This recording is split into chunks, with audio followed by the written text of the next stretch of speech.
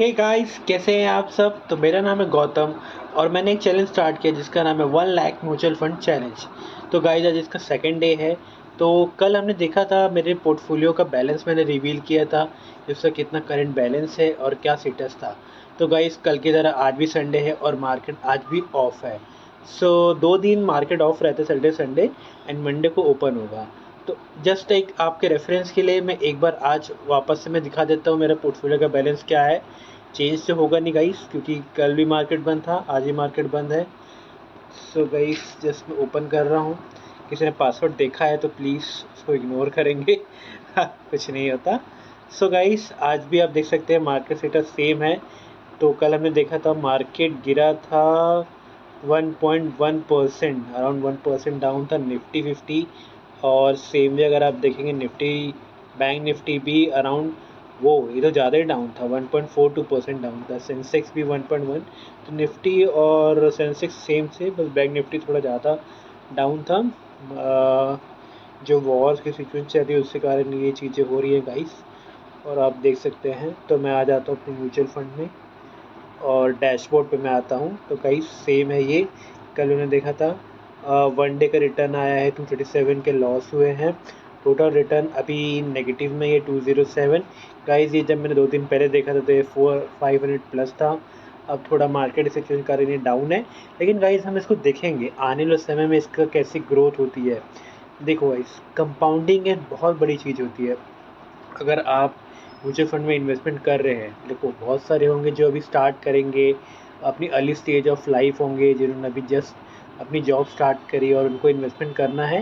तो ये उनके लिए भी एक बहुत बड़ा एक लेसन रहेगा कि कैसे म्यूचुअल फंड काम करती है, कैसे इसका बैलेंस डेली फ्लक्चुएट होता है।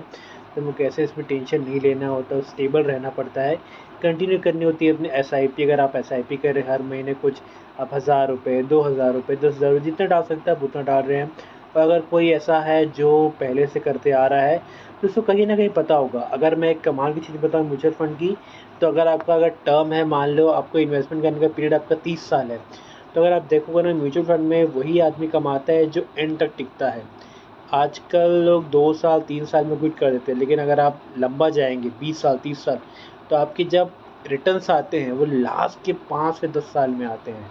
अर्ली स्टेजेस में आपके बिगिनिंग के 10 साल 15 साल में कुछ खास रिटर्न नहीं बनेंगे, लेकिन जो लास्ट के 5 साल होते हैं वो बहुत होते हैं, क्योंकि आपका उस समय तक जो आपका इन्वेस्टेड अमाउंट है वो बहुत बड़ा बढ़ चुका होता है और आपका जो रिटर्न होता है वो बहुत ज़्यादा हो चुका होता है गाइस। तो उस पर जब मल्टीप्लिकेशन होता है वो बहुत ज़्यादा होता है। आप खुद ही समझिए ना, 1 रुपये को मल्टीप्लाई बाय 10 से करोगे तो 10 ही होगा, जब 1 रुपये का 1 करोड़ से मल्टीप्लाई करोगे तो बहुत इम्पैक्ट होगा। तो it's all about multiplication, compounding. तो जितना आप लंबा जाएंगे, जितना आपका लंबा टेन्योर होगा, उतना अच्छा आपको बेनिफिट देखने मिलेगा। तो गाइस, स्टेटस तो सेम ही है। अगर आप देखोगे मेरे 5 फंड्स है, तो उसमें से आज मैं आपको एक के बारे में बताता हूँ कि क्यों मैंने HDFC लॉन्ग टर्म डेब्ट फंड को मैंने लिया है। सो गाइस, इसको मैं अगर आपको सामने ओपन करूँ, सो गाइस आप देख सकते हैं।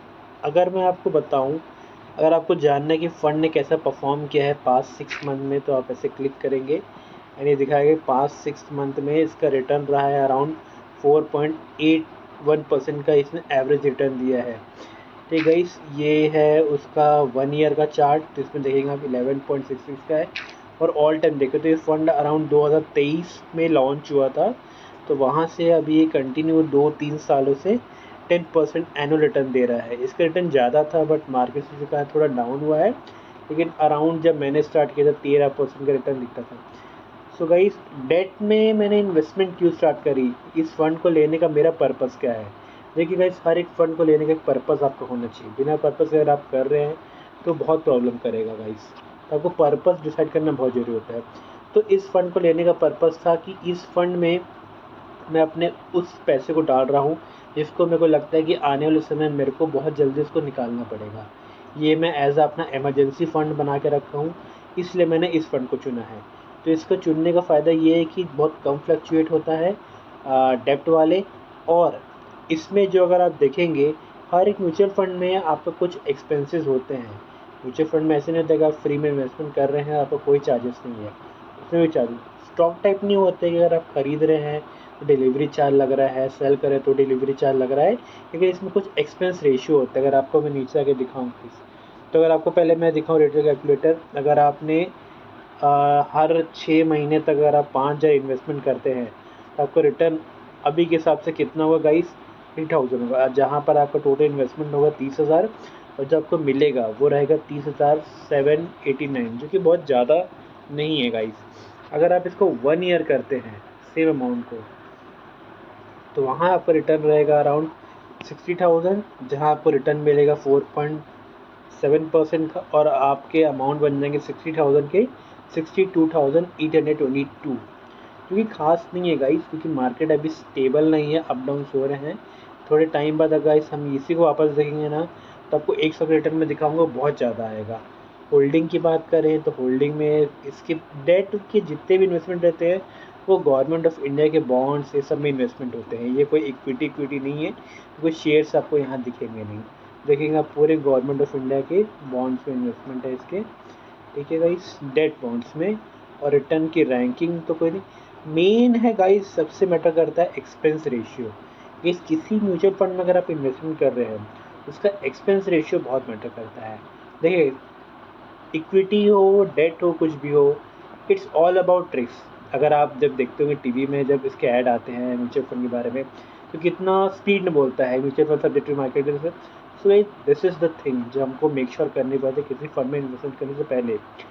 हर एक फंड का कुछ ना कुछ एक्सपेंस रेशियो होता है। एक्सपेंस रेशियो क्या होता है, देखिए, आप इन्वेस्टमेंट नहीं कर रहे हैं, आप पैसे दे रहे हैं किसको, फंड को। अब इस फंड को कौन चला रहा होगा, फंड मैनेजर्स। अगर आपको जानना है कि इसके फंड मैनेजर्स कौन हैं, तो आपको दिखाऊं, फंड मैनेजमेंट में नाम आ रहा है Shobhit Mehrotra and Dhruv. So guys, 2 लोग हैं जो इस फंड को चला रहे हैं। सो ये नॉर्मल सी गाइस बात है। अगर आप कोई रिस्क में, आपको कोई टाइम इन्वेस्टमेंट नहीं करना है, आपको कुछ समझ में नहीं आ रहा, आप किसी एक फंड में पैसा डाल रहे हो जहाँ से आपको पैसा कमाना है, तो ऑब्वियस सी बात है कहीं कोई ना कोई व्यक्ति होगा जो उस फंड को चला रहा होगा और आपको रिटर्न ला के देगा। अगर आपने पैसे बैंक में रखते हैं तो ऑब्वियस सी बात है बैंक भी आपको इंटरेस्ट कैसे देती है, वो भी कहीं ना कहीं इन्वेस्टमेंट कर रही है, तो वो भी कुछ फंड मैनेजर को हायर करती है, उनको सैलरी देती है ताकि आप सही जगह इन्वेस्टमेंट करो और मेरे को स्टेबल रिटर्न ला के दो। क्योंकि मेरे को तो सेविंग्स में जो भी मैं डिसाइड करूँ 4% रिटर्न मेरे को देना ही देना है, कोई मेरे पास ऑप्शन नहीं है।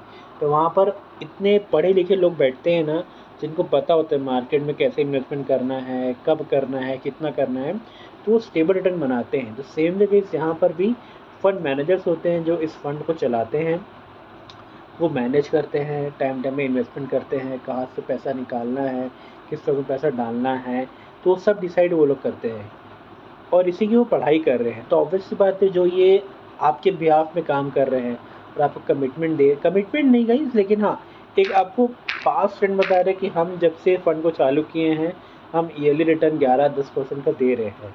तो गाइस, वो आपके बिहाफ पे सब काम कर रहा है, आपको रिटर्न दे रहे हैं, तो उसके अगेंस्ट में लोग कुछ पैसे चार्ज करते हैं जिसको हम बोलते हैं एक्सपेंस रेशियो। तो ये क्या होता है, हर एक साल में ईयर एंड में आपके जो भी फंड के बैलेंस जो भी समथिंग है, आपसे फंड मैनेजर क्या करते हैं, एक फ़ीस लेते हैं एक्सपेंस रेशियो के नाम पे, ठीक है। उस पर जीएसटी भी लग रहा है। तो जितने भी आपकी जो भी होल्डिंग्स रही है, रिटर्न्स रहे हैं, तो उस पर कुछ वो 0.3%, जैसे कि डेट है, डेट लेने का मेरा पर्पज़ ये था, जैसे मैंने आपको बताया कि मैं शॉर्ट टर्म के लिए रख रहा हूँ, तो अगर मेरे को यहाँ ज़्यादा एक्सपेंस रेशियो देना पड़ेगा, ज़्यादा फीस देनी पड़ेगी फंड मैनेजर्स को, तो मेरे लिए प्रॉब्लम है, क्योंकि मेरे को ये शॉर्ट टर्म के लिए चाहिए, ज़्यादा नहीं चाहिए, बस रिटर्न भी अच्छे चाहिए थे। इसलिए मैंने सबसे कम एक्सपेंस रेशियो वाले फ़ंड को चुना, मतलब जहाँ पर मेरे को सबसे कम फीस देनी पड़ रही है। तो इसका 0.3, अगर आप और भी फंड देखेंगे वहाँ पर 1%, 1.5% भी है, तो समझेंगे सबको। आप मान लीजिए ईयर एंड में आपने कोई रिटर्न नहीं कमाया, आपका फंड कुछ नहीं कमाया, लेकिन आपको वो मैनेजर्स को फीस देनी पड़ेगी। जैसा आपका बिजनेस होता है गाइस, अगर आप 1 रुपये भी नहीं कमा रहे हो, आपकी दुकान है, लेकिन सैलरी तो आपको एम्प्लॉयज़ को देनी पड़ेगी। सेम वे यहाँ भी होता है। तो मैं इतना अभी खर्चा नहीं करना चाहता इस पैसे के लिए, क्योंकि ये मेरे एक तरीके से एक्स्ट्रा मनी है जो कि मेरे को कभी भी यूज़ करना पड़ सकता है। तो इसलिए मैंने सबसे कम एक्सपेंस रेशियो वाले को चुना है। और इसका दूसरी चीज़ होती है गाइस, एग्ज़िट लोड। क्या होता है गाइस, आप कभी म्यूचुअल फंड स्टार्ट किए, नॉर्मल सी बात है, आपने इन्वेस्टमेंट स्टार्ट किया, आपको लग रहा है कि मैं बढ़िया डालूंगा 10 साल तक, लेकिन बीच में इमरजेंसी आ गई, कुछ मेडिकल, कुछ भी हो सकता है, तो आपको पैसा आपको पूरे विड्रॉ करने हैं। तो हर एक फ़ंड का एक टेन्योर होता है, वो बोलते हैं कि अगर आप 1 साल के अंदर पैसा निकालेंगे तो हम इतना चार्ज करेंगे। अगर मान लो आपने 5 लाख इन्वेस्टमेंट किया है, अगर आप 1 साल के अंदर निकाल रहे हैं, तो हम आपको जितने भी आपका इन्वेस्टमेंट अमाउंट उसका 1% हम चार्ज करके तब आपको पैसा दें। क्योंकि क्या होता है, फंड मैनेजर्स भी कहीं ना कहीं अपना पैसा डाले होते हैं। मतलब मान लीजिए उनका कोई स्टॉक उन्होंने मिला है और उनको लगता है वहाँ से रिटर्न आएगा, तो उन्होंने आपके जो पैसे थे उसको निकाल के सब वहाँ डाल दिए। अब आप आ गए, नहीं नहीं मेरे को मेरा पैसा चाहिए, मेरे को रिक्वायरमेंट है, तो गैस उनको पैसा कहाँ से होगा, उन्होंने सब इन्वेस्टमेंट कर दिया है, तो कहीं ना कहीं से उनको देना है, तो वो अरेंज करेंगे, तो उनको वहाँ पर प्रॉब्लम्स होंगी, उनको बहुत चीज़ें प्रोसेसिंग करनी पड़ेगी। इसीलिए वो क्या करते हैं, एग्जिट लोड के एक फीचर लगते हैं, जहाँ पर अगर आप अर्ली विड्रॉल कर रहे हैं तो आपको चार्ज करेंगे। तो आप बहुत सारे फंड्स देखेंगे। अगर मैं आपको पराग पारिक का दिखाऊं, तो वहाँ पर ना पराग पारिक आई थिंक कोई तो है जिसमें ये तो नहीं है गाइस। अगर मैं म्यूचुअल से दिखाऊँ तो इसमें भी नहीं है। किसी में फ़ंड मैंने देखा है जहाँ पर लॉक इन पीरियड होता है। लॉक इन पीरियड में क्या होता है गाइस, वहाँ पर फिक्स रहता है 3 साल के पहले अगर आप निकालोगे तो आपको हम इतना % चार्ज करेंगे। लेकिन अगर मैं इसकी बात करूँ जिसके बारे में हम आज देख रहे हैं, तो उसमें कोई एग्जिट लोड नहीं है, आपकी जब मर्जी तब निकालिए। एग्जिट लोड यहाँ पर लिखा है निल है। स्टाम्प ड्यूटी लगती है जब आप कोई भी फ़ंड इन्वेस्टमेंट कर रहे हैं। इस फंड में जब भी मैं हर महीने या जब भी मैं कुछ पैसे डालता हूँ, तो मेरे को स्टाम्प ड्यूटी लगती है इन्वेस्टमेंट में, ठीक है। ये जुलाई से स्टार्ट हुआ है, 2020 से। टैक्स इम्प्लीकेशन, तो जो भी आपका रिटर्न जो भी है, जैसे मान लिया आप 10,000 लगाए थे, मान लीजिए उस पर आपने 5,000 कमाया सपोज़, तो जो भी आपका रिटर्न रहेगा वो आपका फ्लैट टीयर उस पर नहीं जाएगा, कैपिटल गेन पे नहीं जाएगा, आपको वो नॉर्मल जो आपकी इनकम टैक्स स्लैब रहेगा उस पर कैलकुलेट होगा गाइस। तो ये चीज़ हमको ध्यान रखनी पड़ती है किसी फंड में जहाँ इन्वेस्टमेंट करने से पहले, कि उसका खर्चा कितना है। अब नॉर्मल सी बात है गाइस, कहीं भी अगर इन्वेस्टमेंट कर रहे हैं आपको मेक श्योर करना पड़ता है कि आप कमा भी रहे हैं और वहाँ पर आपका लॉस बहुत मिनिमल है। तो ये हमको मेक श्योर करना पड़ता है, इसलिए हमको एक्सपेंस रेशियो का सेक्शन देखना पड़ता है। आने वाले फंड में हम और भी देखेंगे, जो कि मेरे पराग पारिक ये सब है, यहाँ पर कितना एक्सपेंस रेशियो है, कितना एग्जिट ग्रोथ है। HDFC फंड के बारे में जाना कि क्यों मैंने इसमें इन्वेस्टमेंट स्टार्ट करी है, क्या मेरा पर्पज़ है, और मैंने आपको डे 2 का पोर्टफोलियो अपना दिखाया। तो वैसे कैसा लगा आपको ये मेरा वीडियो, ज़रूर बताना, कमेंट ज़रूर कीजिए और आप सब्सक्राइब इसको ज़रूर कीजिए। आने